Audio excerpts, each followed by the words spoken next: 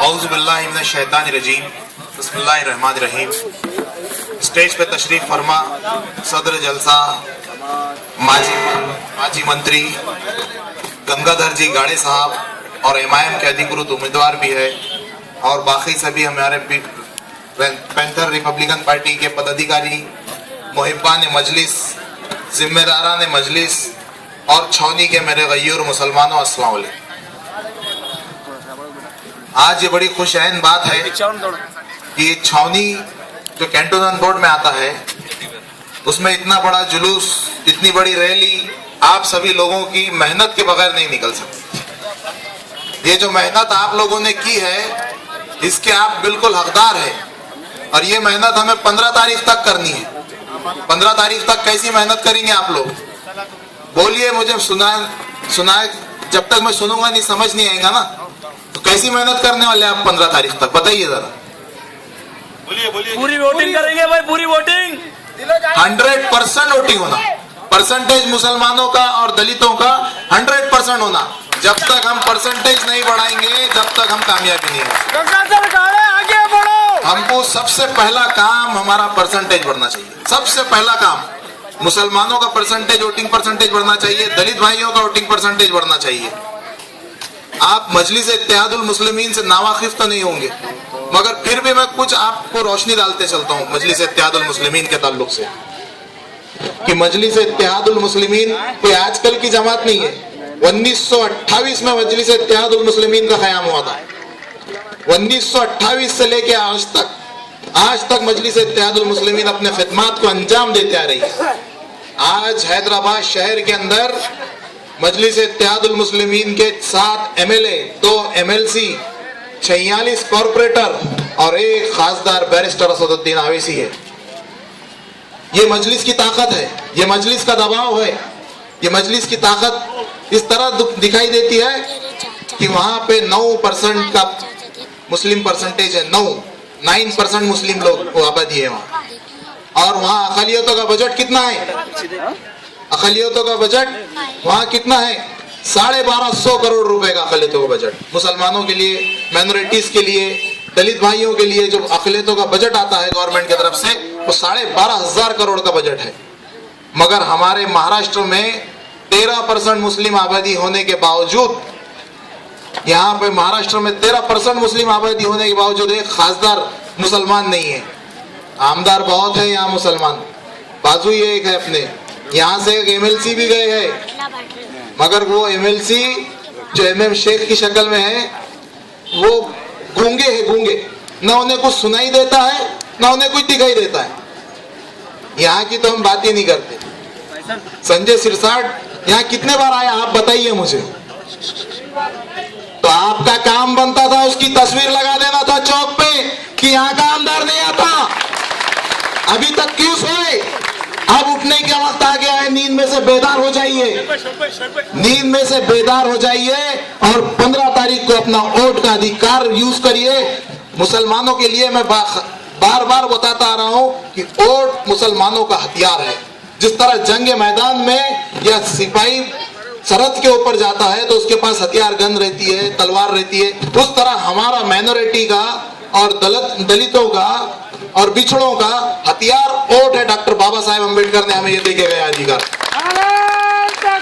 उन्होंने संविधान में हमें जो अधिकार वोट का दिया है वो हमारा हथियार है।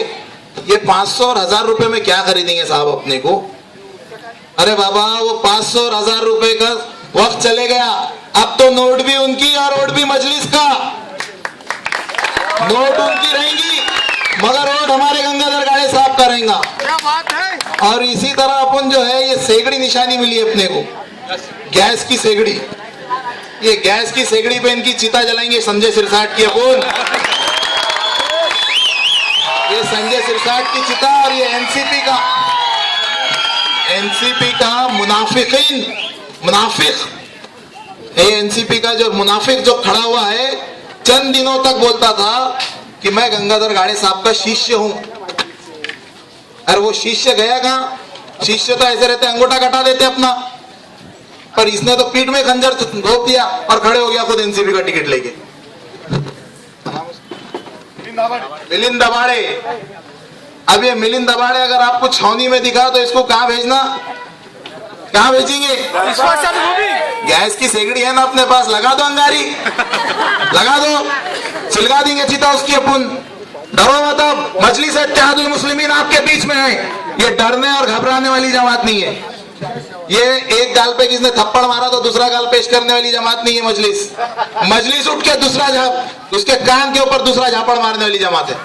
और हमारे गंगाधर गाड़े जी जब असेंबली में पहुंचेंगे, जब गंगाधर गाड़े जी असेंबली में पहुंचेंगे तो कोई भी जो है सिर्फ ये नहीं होगा कि मेरे को मराठी में शपथ लेने की है, मेरे को हिंदी में नहीं लेना, ये नहीं होगा। फिर कोई अबू आजमी थप्पड़ भी नहीं खाएगा। हमारे गंगाधर गाड़ी जी उठेंगे और उसको मारेंगे। ये मजलिस और पैंथर पब्लिकन पार्टी का ताकत है। मैं आपको एक मिसाल देता हूं छोटी सी, दबाव की, प्रेशर जो बनता ना, कि मजलिस के आने से क्या प्रेशर बना। मजलिस इत्तेहादुल मुस्लिमीन ने जब डिक्लेयर करा कि हम महाराष्ट्र का इलेक्शन लड़ेंगे, हमारे बैरिस्टर असदुद्दीन अवैसी साहब, हमारे कायद मजलिस, जिन्होंने कहा कि हम महाराष्ट्र में असेंबली के इलेक्शन कॉन्टेस्ट करेंगे, तो इसका प्रेशर कैसा डेवलप हुआ देखिए आप। हम एक मिसाल बताता हूँ, बचपन में खिलौना आता था छोटा सा मुर्गी, उसको दबाए तो वो अंडा देती थी, मालूम आपको। बहुत से हमारे जो थोड़े एजेड होंगे उन्होंने खेले हुए भी होंगे उससे, उसको दबाए कि वो अंडा देती थी। तो ये कांग्रेस और एनसीपी ने कैसा अंडा दी, जब असदुद्दीन अवैसी साहब ने उसके ऊपर प्रेशर डाला कि हम इलेक्शन कॉन्टेस्ट करने वाले मुसलमानों को 5% का रिजर्वेशन। ये मजलिस का दबाव था, ये मजलिस का दबाव था, तो वो मुर्गी ने अंडा दी। इससे पहले रिजर्वेशन के लिए मुसलमानों का ख्याल नहीं आया उनको। तो अब सिर्फ मैं आपसे चंद लम्हात में ही बयान करता हूं कि आने वाले वक्तों में बहुत ही कम वक्त बचे, 12 दिन बचे कल से। एक एक बच्चा ये सोच ले कि ये घर लिए ये मेरी है, ये 10 घर मेरे हैं और ये 10 घर की वोटिंग मैं करूंगा। जितने भी जिम्मेदार है वो सोचो कि एक बच्चा अपने ऊपर ये जिम्मेदारी ले ले कि ये 10 घर की वोटिंग मैं कराऊंगा। और उसको कैसी कराना है, अगर शहर में बम भी फूट गया, यानी कुछ भी अफवाहें निकल गई, तो उसने उस पर ध्यान नहीं देना। अगर किसी ने खुदा ना खास्ता बोल दिया कि गंगाधर गाड़े साहब को कुछ हो गया, तो वो ध्यान नहीं देना, उसने पहले वो वोटिंग कराना। क्योंकि ये मुनाफिकीन जो है अब नए नए फतवे लाएंगे, और फतवे कैसे रहेंगे आपको मालूम। अरे वहां तो ऐसा हो गया, और तुम यहाँ क्या कर रहे, टेबल छोड़ो तुम्हारा, जाओ पहले वहां देखो। अरे शहर में तो वो हो रहा, ये आपको उस पर ध्यान नहीं देना है, क्योंकि ये आपके दिमागों में डालेंगे, कह रहे ऐसा हो रहा, तुम यहाँ क्या कर, अपना टेबल क्यों देख रहे बूथ के ऊपर बैठ के, जाओ देखो। ये इस पे ध्यान ना देते हुए अपना एक बच्चे ने अपने 10 घर के वोट करा दिया। तो मैं नहीं समझता कि ये मजमे में जितनी भी पब्लिक बैठी है, अगर हर एक बच्चे ने, हर एक लड़के ने, हर एक शख्स ने, हर एक इंसान ने, हर एक मेरी पर्दा नशीन बैठ के माँ बहनों सुनने वाले लोग, जितने भी माएँ बहनें हैं, उन्होंने अगर ये सोच लिया कि मैं अपने 10-10 घर पकड़ के वोटिंग कराऊंगी या कराएंगे, तो गाड़े साहब को विनिंग होने से कोई नहीं रोक सकता। मजलिस इत्तेहादुल मुस्लिमीन ने कल ही हमारे बैरिस्टर असदुद्दीन अवैसी साहब की यहाँ सभा रैली हुई, उन्होंने एक नारा लगाया। वो नारा क्या है आपको मालूम, जय मीम जय भीम। तो मैं अपने आखिरी लम्हात में आपकी तकरीर खत्म करूंगा, थोड़ा जोश कम नजर आ रहा मेरे को, मैं आपके बीच में आके नारा सुनना चाहूंगा, मुझे कम सुनाई देता है, इसके लिए आपके बीच में आ रहा हूँ।